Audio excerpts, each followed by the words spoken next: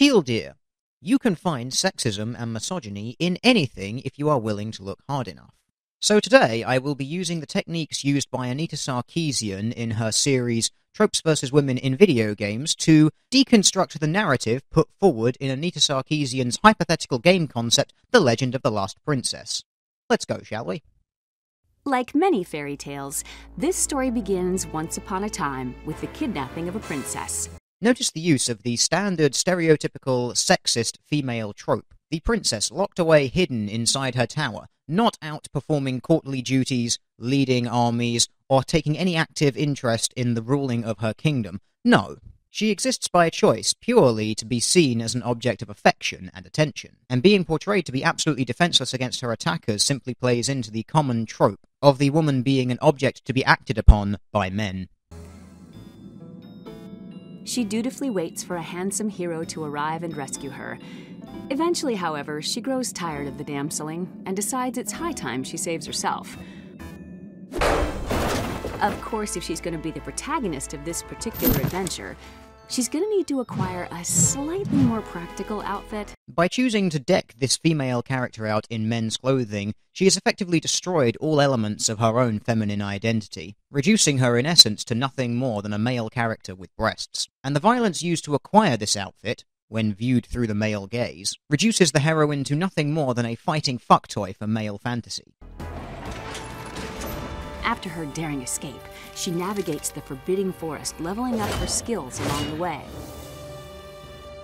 Notice the reliance on pink potions, a ponytail, and fake eyelashes in this character's design. These are all stereotypical gender signifiers of the feminine, serving only to reinforce the sexist views of what a woman should be like. Upon reaching her kingdom, she discovers the inevitable yet unexpected plot twist. The royal council has usurped power and were responsible for her kidnapping. Branded a traitor and outlaw in her own land, she unlocks new disguises and stealth abilities to infiltrate the city walls. By putting on a veil, our protagonist has now destroyed any remaining feminine identity that she once had, thus only oppressing her gender more in a grand display of internalized misogyny. The player's ability to repeatedly change the outfit of the protagonist also reduces her to nothing more than a glorified three-dimensional Barbie doll for the amusement of a straight male audience.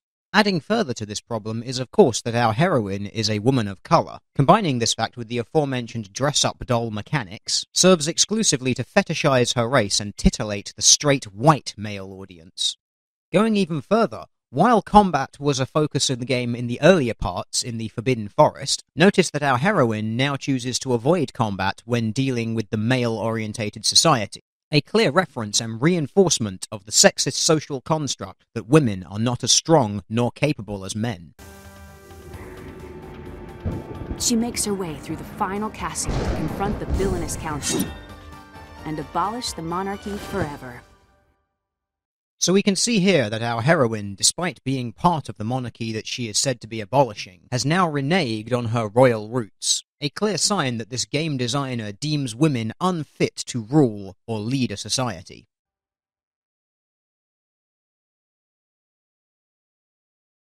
So, ladies and gentlemen, taking all of this evidence into account, I believe that we can quite safely say that Anita Sarkeesian, despite all of her claims otherwise, is in fact a sexist, misogynist, and truly anti-women.